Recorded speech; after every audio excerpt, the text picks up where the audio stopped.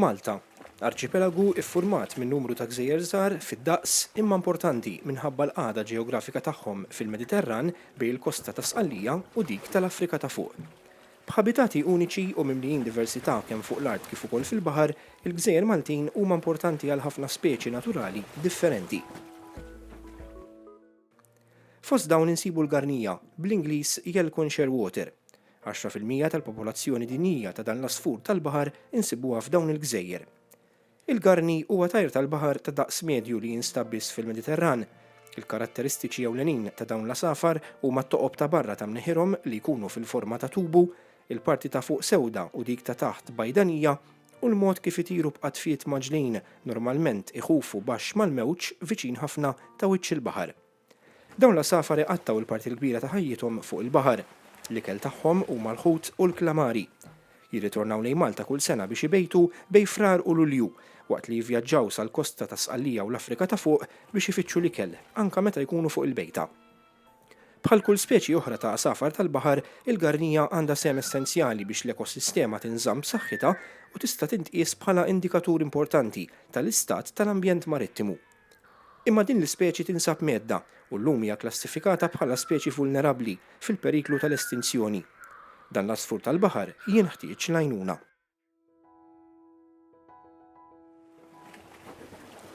Il-proġett Life Arċipelagu Garnija għandu l-iskop li jħares il-garnija u jassigura la futur protett fil-Gżejjer Maltin. B'hekk tkun qed tiġi mħarsa wkoll il-popolazzjoni dinjija. Bl-appoġġ ta' diversi msieħba lokali u internazzjonali, il-proġett qed janalizza l-popolazzjoni attwali tal-garnija f'Malta u l-perikli li qed jiffaċċjaw il-kolonji ta' dan l-asfur mifruxin madwar Malta u Għawdex. Minħabba li l-postijiet fejn ibejjed dan l-asfur huma f'żoni mhux aċċessibbli fl-irdumijiet tal-kosta, it-tim tal-proġett jaħdem f'kundizzjonijiet diffiċli biex ikun jista' jissorvelja u jistudja l-kolonji fejn ibejjed il-garni.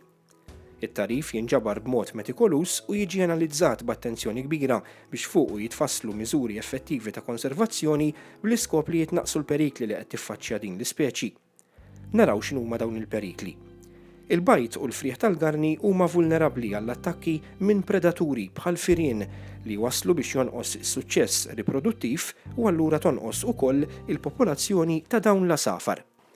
Dwal qawwija minn bastimenti tal-bunkering u żoni kostali jiddisturbaw il dawn l-asafar meta jkunu fuq il-bejta u jiddiżorjentaw ukoll il-frieħ li jiġu attirati lejhom meta jkunu qed iħallu l-bejta għall-ewwel darba u dan jista' jirriżulta f'konsegwenzi fatali għal dawn l-asafar żgħar.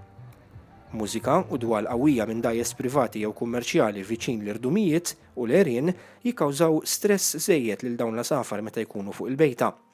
U fl-aħħar nett, skart li jitħalla minn viżitaturi, persuni li jikkampjaw u oħrajn li jagħmlu picnics rib is-siti fejn jibejjed il-garni bħal irdum tal-Madonna u Kemmuna jikkontribwixxi biex f'dawn il-postijiet jiżdiedu il-firien. Il-proġett qed jaħdem ħafna biex jikkumbatti daw il-perikli li semmejna u b'hekk jerġa' jagħti spinta l-popolazzjoni dejjem tonqos ta' din l-ispeċi f'Malta. Qed jiġu implementati diversi miżuri ta' konservazzjoni li jiġu sorveljati kontinwament biex ikun żgurat li jilħqu l-iskop tagħhom. Fost il-ħidma li qed issir qed tittieħed azzjoni biex jiġu kontrollati l-firien tul l-istaġun tal-bejta biex jitnaqqas kemm jista' jkun ir-riskju ta' predazzjoni. Qed isiru wkoll sforzi biex jitnaqqas kemm jista' jkun l-iskart li jħallu warajhom dawk li jżuru siti fejn ibejjed il-garni bħal Kemmuna. Fl-istess ħin il-proġett qed jibni relazzjoni b'saħħitha u effettiva mal-imsieħba lokali kollha li b'xi mod jista' jkollhom sehem biex titwettaq din il-ħidma. B'mod partikolari biex jiġi indirizzat l-impatt ta' tniġġis mid-dawl fost l-oħrajn mit-terminal tal-vapuri fiċ-Ċirkewwa. Kollaborazzjoni ma' organizzazzjonijiet lokali bħal Transport Malta qed tgħin biex jiġi indirizzat l-impatt tal-bunkering, il-proċess tal-loti tal-fuel lill-vapuri, li jsir viċin ħafna tal-kolonji tal-garni, u anke biex jitnaqqas kemm jista' jkun it-tfixkil minn dajjes tat-turisti jew ta' operaturi tal-vjaġġi rikreattivi fuq il-baħar. Dan billi titqajjem kuxjenza f'dan ir-rigward u anke b'diskussjonijiet dwar tibdil fil-policies. It-tim tal-proġett jaħdem ukoll fil-komunità biex iqajjem interess u kuxjenza dwar dan l-asfur uniku u l-ħabitati tiegħu f'Malta, kif ukoll biex il-pubbliku jgħin biex jiġu salvati asafar li jinqabdu fuq l-art. Flimkien, nistgħu nassiguraw li f'Malta jkollna popolazzjoni b'saħħitha tal-garnija.